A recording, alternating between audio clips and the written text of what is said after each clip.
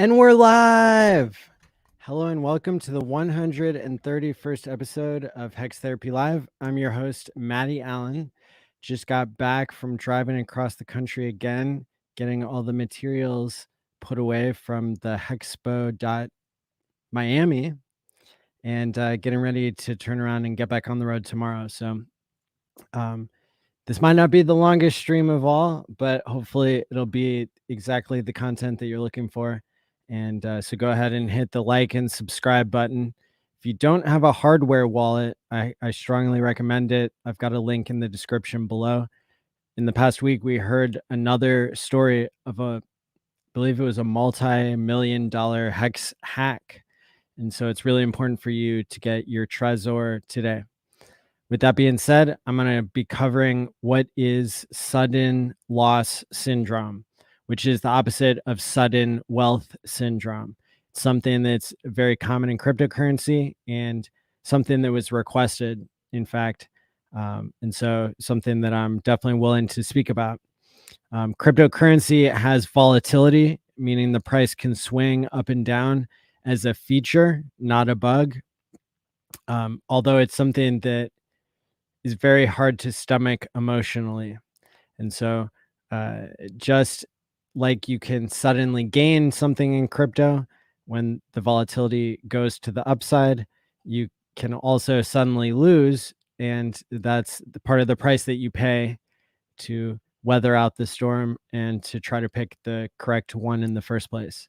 Not financial advice, not therapy advice, just observations. So with that being said, I'm going to run the intro and then we'll get into the meat and potatoes. It's from Maddie ALLin of HexTherapy.live. I like Maddie. Maddie tries to make the world a healthier place. He's a mental health professional. He's done research. Big videos on sudden wealth syndrome. There's nothing that a human being could do better than try and heal his fellow man. Maddie ALLin's got that covered. He does emotional, feel good, mind management, emotion stuff, like as his gig, because he's a therapist. That's what he does for a living. Like, he helps heal people. So I'm going to be making an extra amount of content in the next week because I'm going to be traveling and doing a meetup with a few different content creators. And so that'll be really exciting. If you're in the Vegas area, go to t.me/hex meetup, and that'll be one place where we might post some details of doing an impromptu meetup. So today, I don't know if it's going to be super long, but hopefully this is a topic that helps people. Look, whenever Hex was being launched, I was there. I was there on day 3, and sure enough, Hex dipped from day 1. It was about 1/3 of a cent, and then it dipped all the way down to 0.00005. So that's so far a fraction of a penny that nobody's really keeping track anymore. By the way, that's the price of PulseX right now, which I think is I think it's something that I'm really excited about, and it's something that I'm DCAing into myself. So definitely cool how you have the deflationary aspect to that. Just like T shares are deflationary, I think PulseX is a really fun thing to get. And with the unit economics, all this stuff, you never really know how far down it can go, but it seems like it can go way farther than you think it will, and it can go way higher than you think it will. And that's part of the sudden loss and sudden wealth syndrome that plagues this type of an opportunity or this type of a risk. So just definitely keep in mind, that the dips are in the game. 99% dips are in the game. 100% dips are in the game. And nobody likes to hear that, but it's an important counterpoint to the fact that cryptocurrencies can go up so much. So there's, for me, it's definitely, it's an asset class that I'm really interested in because of the upside. But look, without time locking, I probably wouldn't be here. Time locking is to me, the magic ingredient that makes the sudden loss and sudden wealth parts of crypto more adaptive. And that's certainly something that people are going to get probably more of a taste of on the Pulse chain side of things once I release Time Pays Me, which we're still about 2 to 4 weeks out. But, uh, waiting is part of the game as well. And good things take time. I won't excite you with all the details at this moment about Time Pays Me, but you should know that I've been explaining it in lots of different places, kind of scattered because I don't want a competitor to just move in. There are even some parts that I don't think I've addressed ever, even on some obscure Twitter spaces. And that's because I'm so excited about it. I want to have the surprise and the wow factor when I tell you that now it's time, that, that I've already locked. This is something I'll say in the near future. I've already locked my own coins. Here are the seed words. I can prove, that's my way of proving to you that it's, secure, that it's got a bug bounty program attached to it. You'll be able to load my seed words into your MetaMask and prove to yourself that the second seed phrase is what really controls it at that point. So there's like being able to undo a hack of a certain type. There's being able to time lock any ERC or PRC20 token, including Ethereum and Pulse Chain. So one I'm probably going to be locking a portion of my coins on is PulseX. That'll be really exciting because you got to protect yourself from yourself at some point, whether dips are in the game or 10x, 100x, 1000x, 10,000x, 1 millionx, right? These are numbers that cryptocurrency has done in the past. The best designed cryptocurrencies, Bitcoin, Ethereum, Hex, right? And then maybe a couple of meme coins have also done that. Hey, welcome to the party. If you did a million X or a 200,000x in SHIB or Doge, yeah, welcome to the party. I guess not everything has to have flawless. Doesn't have to have flawless utility or the greatest utility. What it has to have is a greater number of buyers than sellers, and that's a fundamental aspect of supply and demand that's in any market, in any asset. So Time Pays Me will allow you to time lock and then drip back to yourself on a weekly basis, anywhere from 0 to 55 years. And then it'll also allow you to do a hard lock if you so choose. And so that's where it doesn't drip and it just comes out at a future date. And so there's no token, there's no sacrifice, there's no incentive other than being able to have this utility, to have this superpower of being able to have diamond hands, smart hands, whatever you want to call it, the ability to program a contract, a smart contract that you hold, that you have self-custody of, to program it so that you won't sell based on, based on every single moment between now and then. So it's kind of flipping the script from being able to sell at any moment you change your mind to being able to prove to the world and to yourself, if you so choose, that you won't sell until a certain time. So that's really cool. And it might be even more rewarding than just holding coins to be able to have them streaming back to you over time. And it's still, Hex gets to take the cake because it provides trustless yield. I think PulseX also has a certain element of that to it. So that's, again, really exciting to me, something I'm pumped about. Yeah, so that's kind of what's going on. There's a whole debate on E-Hex and P-Hex that's like, you know, I listened to hours and hours of it in the car, and the bottom line is, Tangent and Furu and everybody else, they're all representing different sides of the same coin. In the end, the market will decide. In the end, Hex will keep going down until it finds the right number, or the right number of people, the right balance between buyers and sellers. And the more that it drops, the more it might seem like it's more of an opportunity. I think that there's an existential fear of what high fees could do on any network.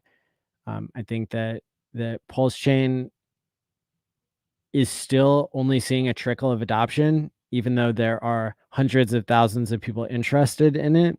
And it certainly got the attention and the imagination of many. Only a few number of people have the technical expertise to really go in and be able to unwrap their own Pulse tokens or this and that. So I think that the ability for the network to grow from here is pretty substantial. I saw that RH Max, shout out to RH Max. He makes really incredible t-shirts about longevity. He gave me one at the Miami meetup. But he also clipped a portion of my Pulse conference.online event. I did 3 days last summer. It was July 14th to 16th, I believe. And it's a clip of Richard Hart speaking directly to the point of E-Hex versus P-Hex. And so that was pretty interesting. You can go look it up yourself on Twitter. Richard seemed to have sent it out on Telegram, t.me/hex news. So you can check out that clip. Another point that I'll add to the discussion, and I guess the TLDR there is like, it's still unclear, but the fact that it came from Richard, the clip that this debate had already been weighed in on by him, it's like what RH Max was saying. So there's kind of like an implied element there that Richard thinks neither one's going to be valueless, and like basically the market's going to decide, right? And that's what Tangent was arguing. So the point that I'll add to, because I know that there are people out there who are running leveraged exchange platforms, and like,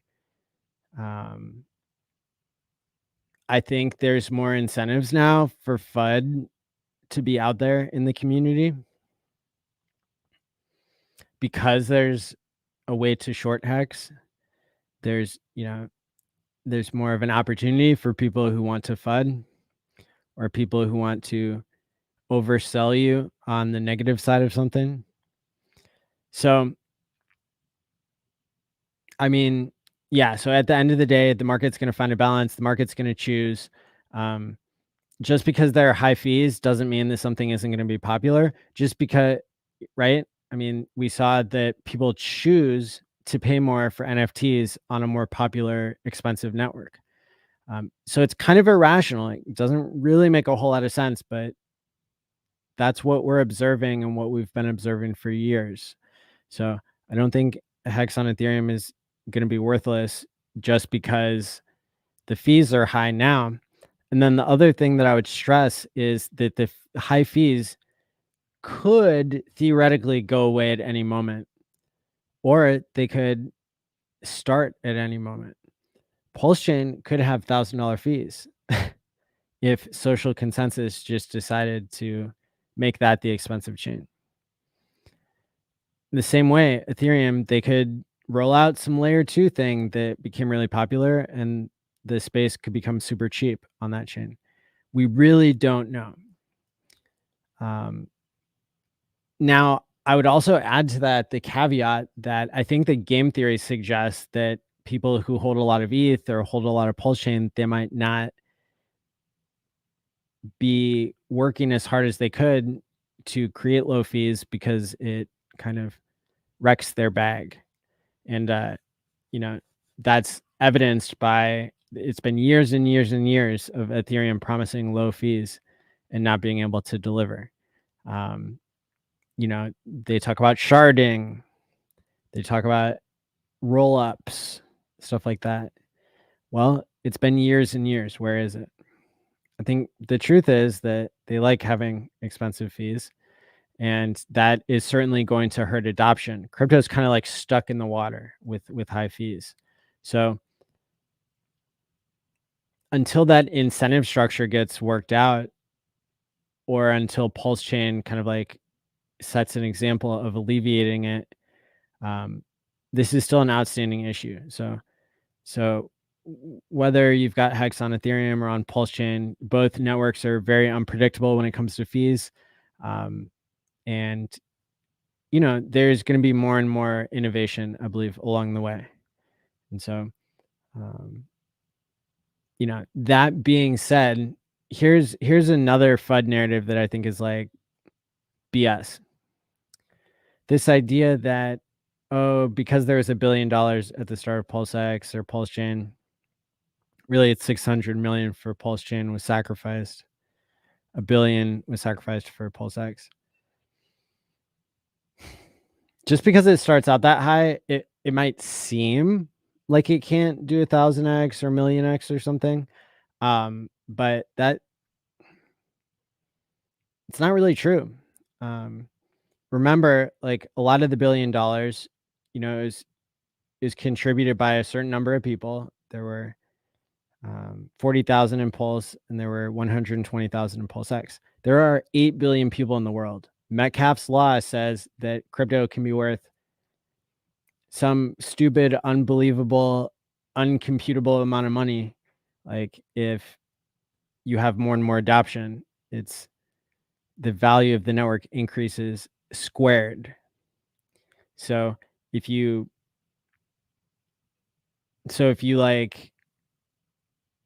10x the community, then the value of the network goes up by 10 to the power of 10 or something, right? So that's like 1,000x.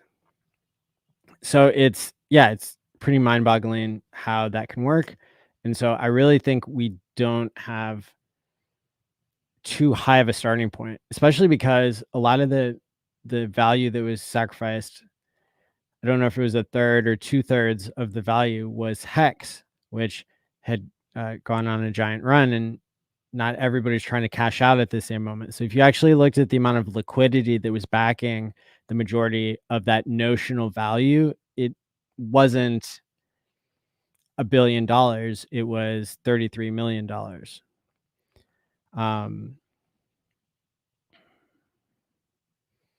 So you have like a huge ability to increase the network participants. So like if somebody's telling you 1,000x isn't possible, they're not considering what crypto can do. They're thinking about the legacy system. They're thinking about rigged systems, manipulated markets, stuff where, the government has their thumb on the scale, and all these mega corporations and stuff, they're fixing the market. They're the liquidity providers. And so they will provide as deep enough liquidity as possible so that retail can't outperform. And then there's AI bots and stuff that run half the volume on the major New York and NASDAQ stock exchanges and all that good kind of stuff. So look, people will always tell you that something isn't possible in crypto, and they'll be dead wrong. And what they tell you is like just so familiar to you and to them that you're more likely to think about that. Look, if I listened to Eric Wall and all the Bitcoiners, which I listened to them a little bit, that caused me to not go into Hex as much as maybe I would have. I still did really well from Hex, but the point I'm trying to make is that this is definitely a moment of FUD in the community. And we don't know how everything's going to work. We don't have any expectations of the origin address. all we know is that crypto is a really, really cool thing to be in. And it doesn't matter whether you're experiencing this huge loss or huge gain. A lot of it's just on paper. And being able to time lock, that to me is like the secret sauce. That's something that makes all the difference, because you're saying you can't do 1000x. Well, there are enough people. So first of all, you're wrong on that point. Metcalf's law proved you wrong. It's not Metcalf's hypothesis. It's Metcalf's law, right? And then, yeah. And then really, how are you even defining your starting point? So I think the whales are playing whale games. I think they're, Rackham, what, he sold 2% or 5% of his stack, and most of the community were just thinking, oh, he sold, he's out. Well, he's not out. No, he probably sold at a profit, even though, Pulse Chain and PulseX were trading so low compared to where they started, on day 1 or 2 or 3. So there's a lot going on. Another thing that's getting mixed up, I think,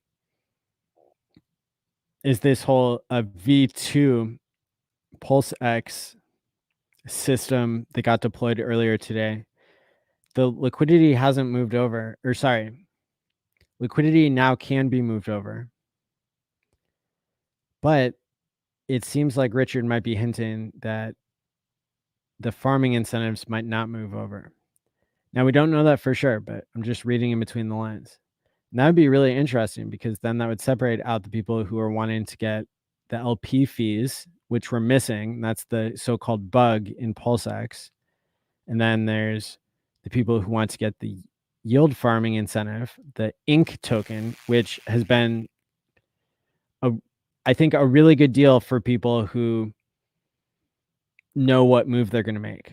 Or maybe even if you don't know what move you're going to make, if you're a big enough, I guess if you're a big enough player, or even if you're dabbling around with it. I'm still super undecided how the liquidity providing play is going to work out for me.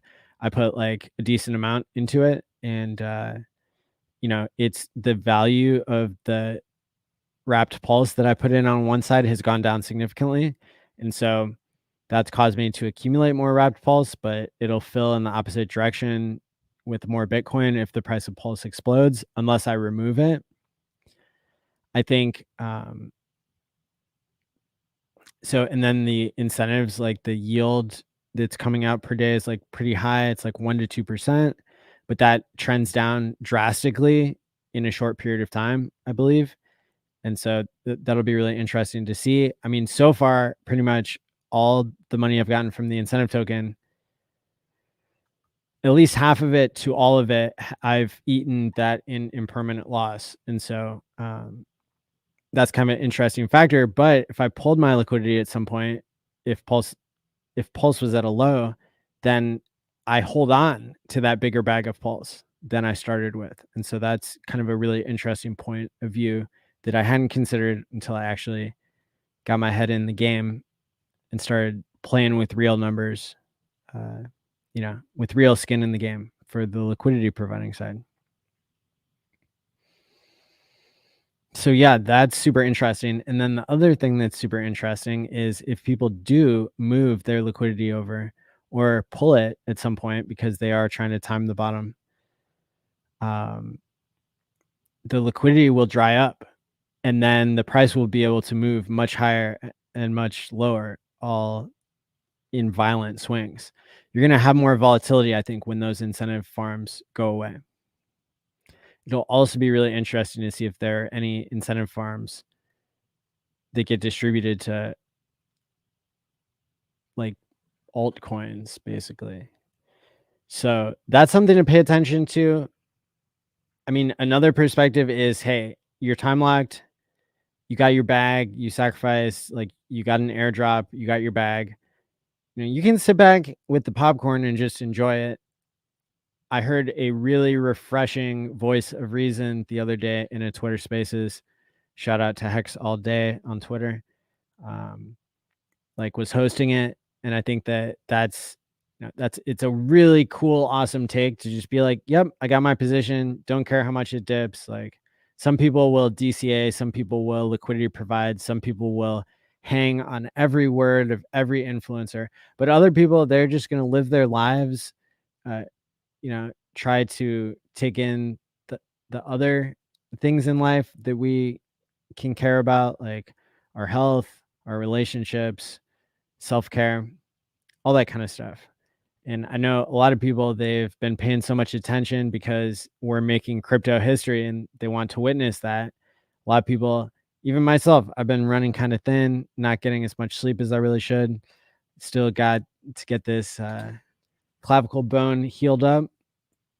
So that's been limiting my activity for sure. There's like a lot to take in.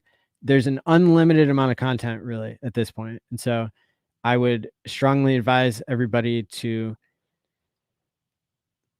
take care of yourself, limit yourself if needed to the amount of content, and then what are the basics? Write down your plan, stick to it.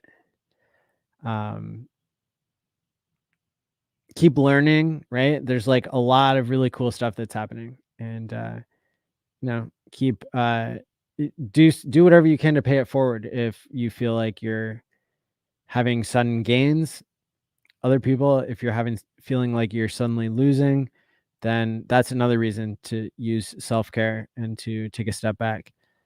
The best thing that somebody could have done when Hex launched and went down almost forever, like in the first 33 days, it was down forever.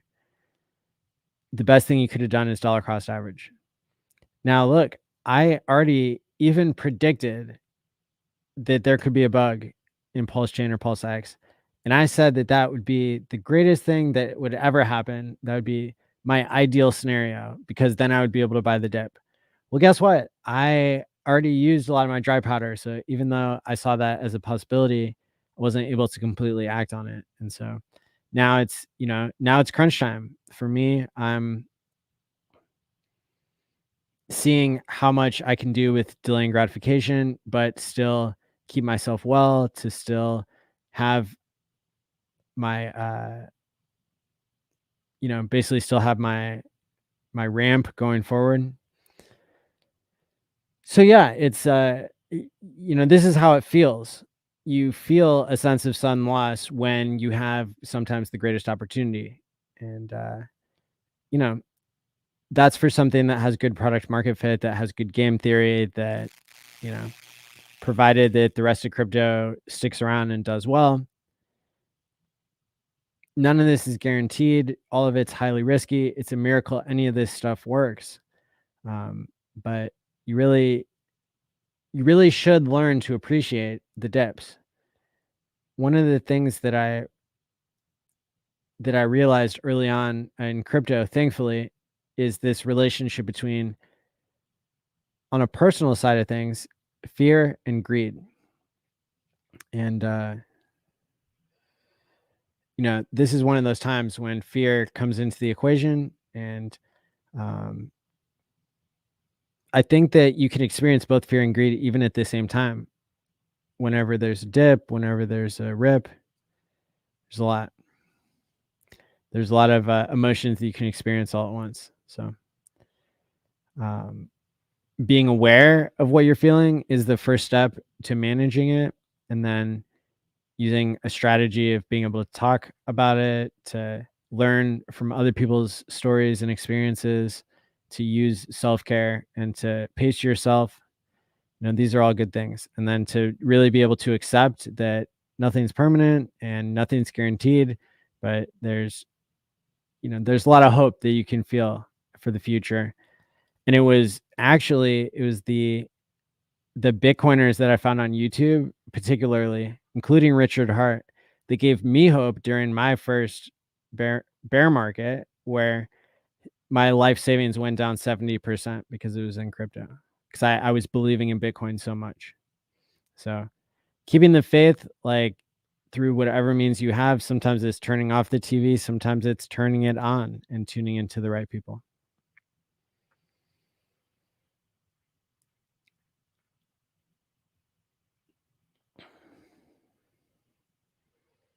What's up, Bitfinesse? One of the most legendary DCA legends in the space. Yeah, remember those early Hex days. That's something that gives us a lot of perspective now. Thanks, Mehdi. You're such a positive force. Hey, I appreciate it. Do you think there could be any attack vectors associated with 2 seed phrases? It's like, yeah, there are always attack vectors. We've thought through a lot of this, and you should never sign up or do anything in crypto. You should never take any action. I mean, there's no sign up in this case, but you should never take any action if you don't understand what you're doing. It's personal responsibility time.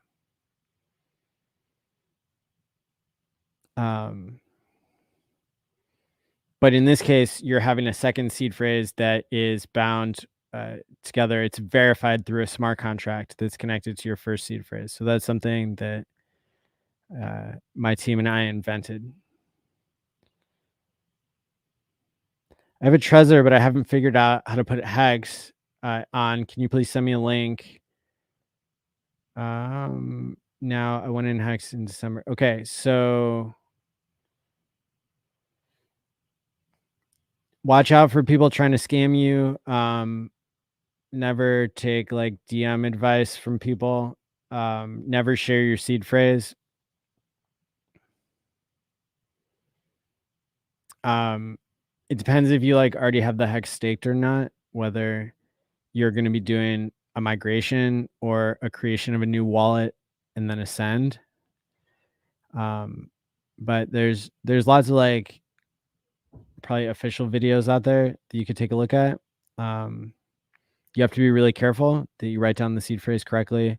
I recommend generating it on the device itself, so that'll give you a 24-word seed phrase, which is a little bit different than MetaMask. And then once you generate a brand new seed phrase on there, on the device, then you're actually going to make like an empty MetaMask wallet, and then you're going to connect that through the drop-down menu to the seed phrase that you created on the hardware device. And so there's like a set of seed words that comes from MetaMask, and you're like actually not even using that account. So there's a way to like connect that without sharing the seed words from MetaMask to Trezor. You're like doing Trezor and just never sharing the seed words anywhere with anybody. You're not loading it into MetaMask from your keyboard. It's all going through the hardware device. So there's a description, or there's a link in the description below to be able to order the type of Trezor that I like to recommend. I've tried all of them, just about.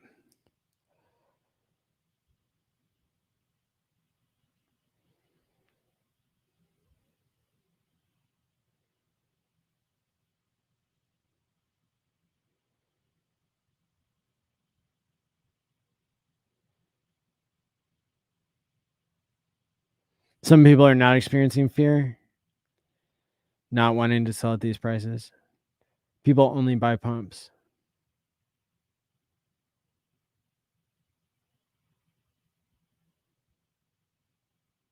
I don't think so. Maybe I was representing the math wrong, but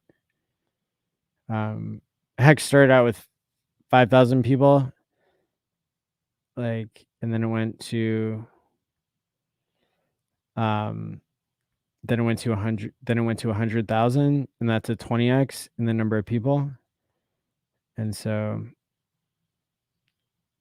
if you do like 20 to the power of 20, what is that?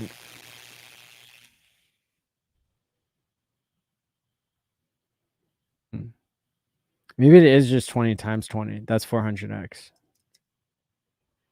Really, it did like 3 times that.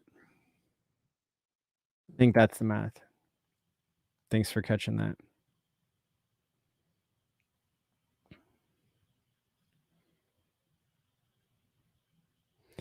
Hexpedition says, yeah, I listened to ToneVase in 2019 and didn't put in as much as I should. Also, I really can't stand ToneVase. Brutal maxi and arrogant narcissist. Oh yeah, there was like a FUD article that came out today. Didn't say anything really that concerned me. LP pools are a long game.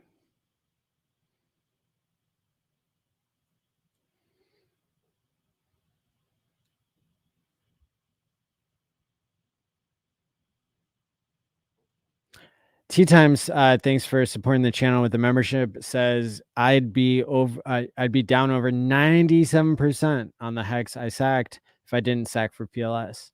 Wow, that's another thing that needs to go into the equation of trying to give a starting valuation, because there was this offset of 1.5 to 2 years. So there's a lot of factors that just make me really think that people who are saying you can't do more than a 10x, you can't do more than 100x because you have too high of a starting point, they're not measuring things correctly and their theory doesn't make sense. And I immediately suspect that they are leverage trading or shorting. I'm just chilling and working on other stuff. There you go, Swearworks. If anything, we are proving that the whole RH coin suite all moves together. When we move upwards together, people's eyeballs are going to pop out, says Joe.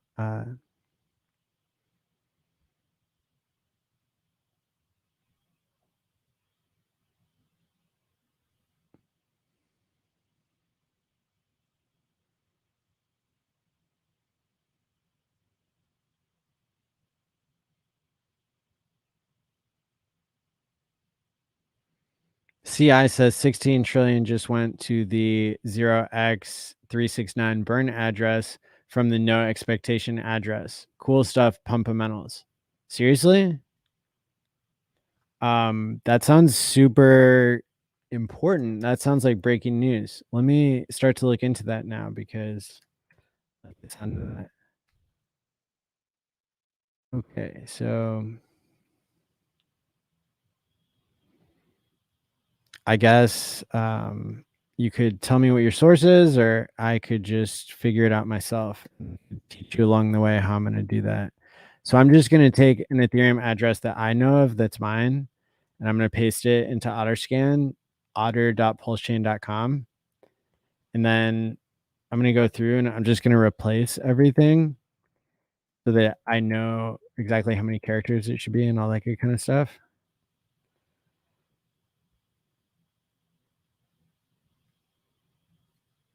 I wonder if I can use ChatGPT to help me too.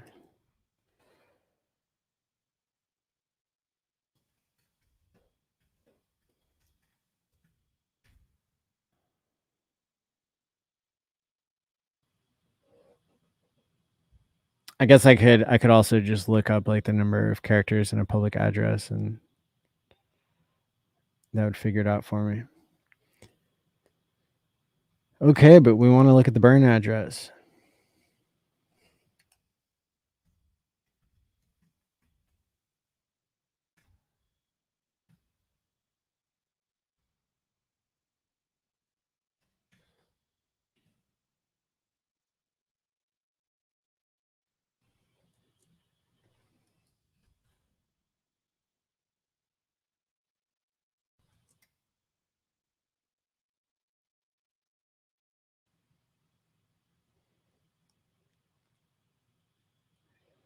Okay, it's like 43 characters.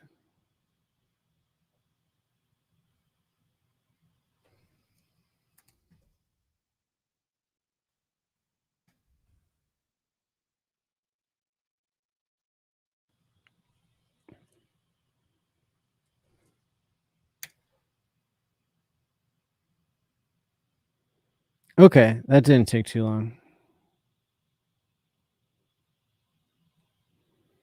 Oh wait, that's giving me something close. All right, I need the burn address.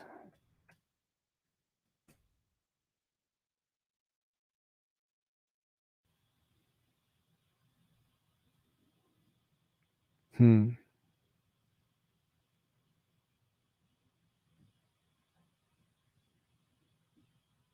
to see you, Franklin.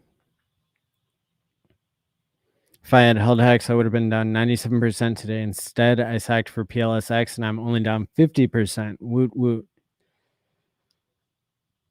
Question: is it possible Trezor can do the same as Ledger? They could be similar,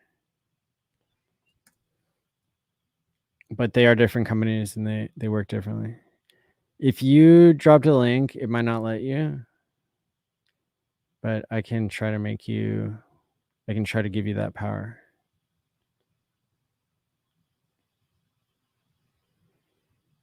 I'm adding you as a moderator.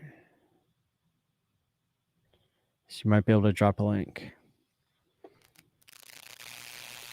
Hit the like and subscribe button if you want this to be useful. All right. Somebody said, all right, tweeted it. There we go.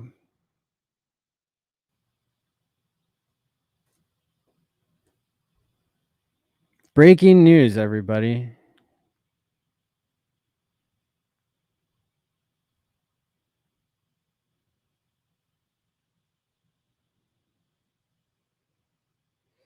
Richard says, it appears that the no expectations address from the PulseX buy and burn contract has burnt all the PLSX it has accrued so far.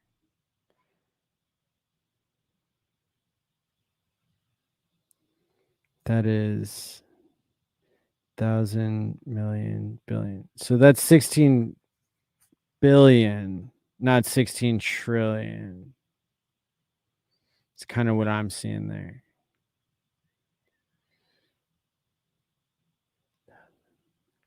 Yeah, that's billion. Because I was going to say, maybe I read it wrong, but yeah, it wasn't 16 trillion. I don't think that there's that many coins in the first place. Yeah, so that is 16 billion, which is still a crazy amount of PulseX being burned. That's really, really crazy. Exciting stuff. So how does that compare to what was burned if we go to plsburn.com?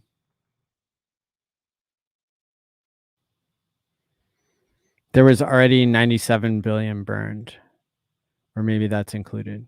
Oh, and there is enough trillion to be able to do that. So it's 143 trillion is the total supply of PulseX. So this amount of burn is like an additional 16%. This is not an OA address. We consider origin address wallets to be a series of many wallets that we have no expectations from. So I would consider it an OA address if it was a sacrifice address or if it was a no expectations or anything like that. Can we supply LP on V2? I'm not seeing any pools. You can supply liquidity, but I think you can supply liquidity and you earn the fees, but you don't get the incentive token. Like you have to stay in V1 to get the incentive token, and it might copy over to V2 or it might not. There was a tweet earlier that hinted that maybe it wouldn't.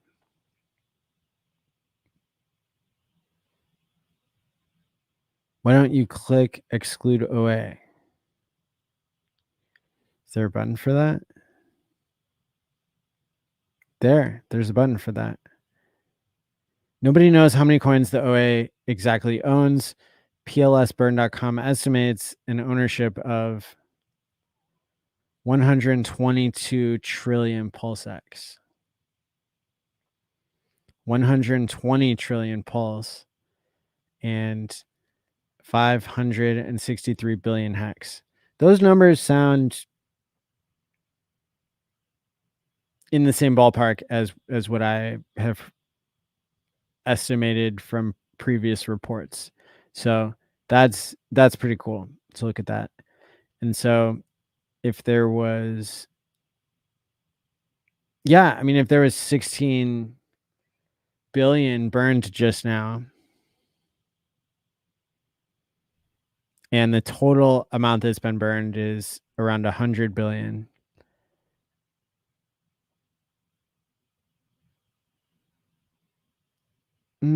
Wait, these numbers aren't adding up because it says that the supply of PulseX is 21 trillion. And it says that the OA owns 122 trillion. So I don't think that number quite adds up.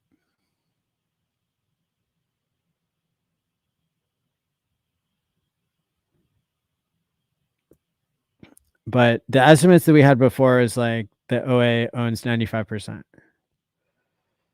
And so if the OA is burning all these billions of PulseX, that's really bullish. What was I talking about earlier in the program just tonight? Yeah, I was talking about how cool it is that PulseX is a lot like Hex in that it's deflationary, a lot like T-shares at least. What's up, Adam? Good to see you there. Burn, baby, burn. That's right. Well, there are a lot of people tuning in just now, I guess, because people saw the tweet. They're trying to make sense of it. The price of PulseX for historical purposes right now is right around the price of Hex's all-time low, which is currently PulseX is trading for 0.0000517. Now, here's something that I was wondering to myself earlier today is like, how many Satoshis is that?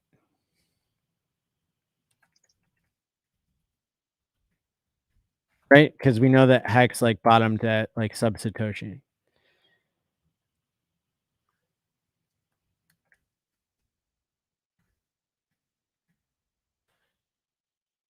The price of one Satoshi today has actually gone up a lot since we were measuring that for Hex back on day 33, the all-time low. Currently, what Google is telling me the cost of one Satoshi is in dollars is 0.000278.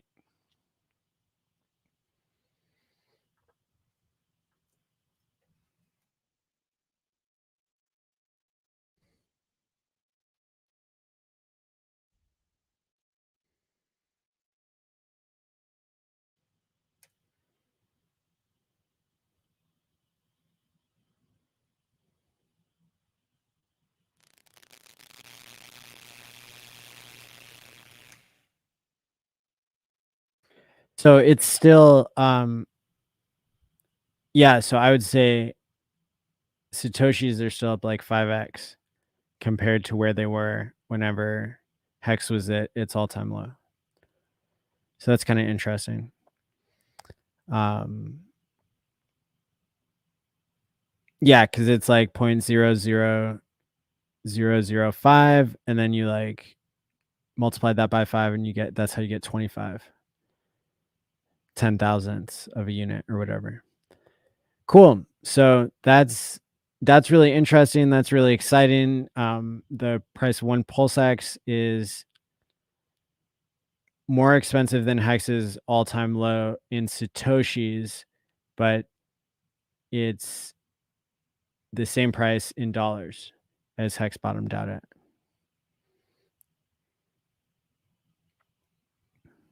And this no expectations address is burning the shit out of PulseX. So hey, that's pretty cool.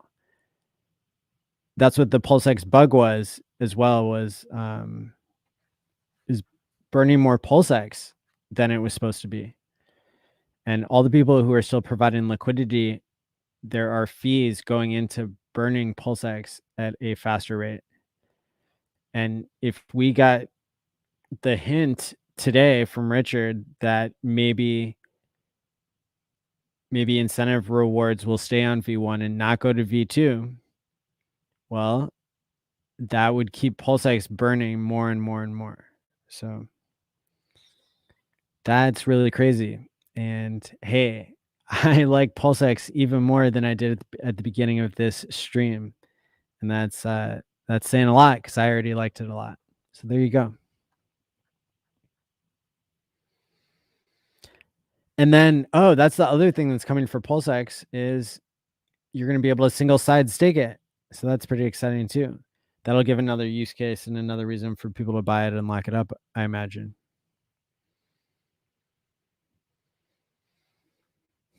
Yeah, I'm staying in V1 as well for now, as long as I'm still getting all these incentive tokens paid out to me.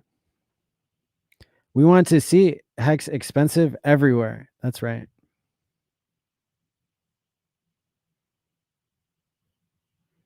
Never got to experience sudden wealth, but I have experienced sudden loss. Well, that's how it goes for most people, including myself. I bought into crypto in 2017 a lot, and then my net worth went down 70%. No, it's not fun, let me tell you. And it's really hard to keep buying during that kind of a dip, but that's something that I practiced all the way down, and not putting in more money than you can afford to lose, and being able to accept the ups and downs. That's part of the game.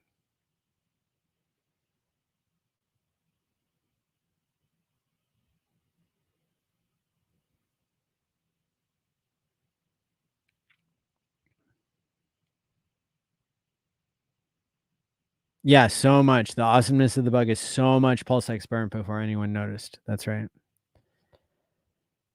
Well, even though everybody's tuning in just now, I've already dropped all my alpha. I don't want to drag this out forever because I've got to rest up, and I'm going to be doing tons of streams in the next week, dropping more alpha. So hopefully this was helpful. Hopefully if you're experiencing sudden loss syndrome, it's something that you're more prepared to deal with now, that you're going to be taking care of yourself. You're going to be understanding the risk and the reward that's in front of you. And and then we got this great news live. So that's pretty exciting. Look, this has been the 131st week. I've been doing every Thursday night, Hex Therapy Live. Hope you like it. Hope you hit the subscribe and like button. Share this out if you found it useful. We addressed the FUD. We covered all the news.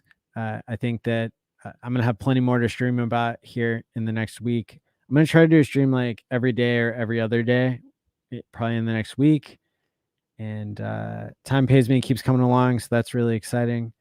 There's a lot of opportunity in the space right now, and I like covering that sort of thing. I like covering the historic moments that we have here in crypto. And I haven't yet announced what the next big conference, online or in-person event is that I'm going to be doing, but you better bet that it's something I'm working on, I'm thinking about, and I'm lining up. So I hope you're about that as well. So with that in mind, until next time, stake wisely, my friends, and peace From out. ALLin of HexTherapy.live. I like Maddie. Maddie tries to make the world a healthier place. He's a mental health professional. He's done research. Big videos on sudden wealth syndrome. There's nothing that a human being can do better than try and heal his fellow man. Maddie Allen's got that covered. Does emotional, feel good, mind management, emotion stuff like as his gig because he's a therapist. That's what he does for a living. Like he helps heal people.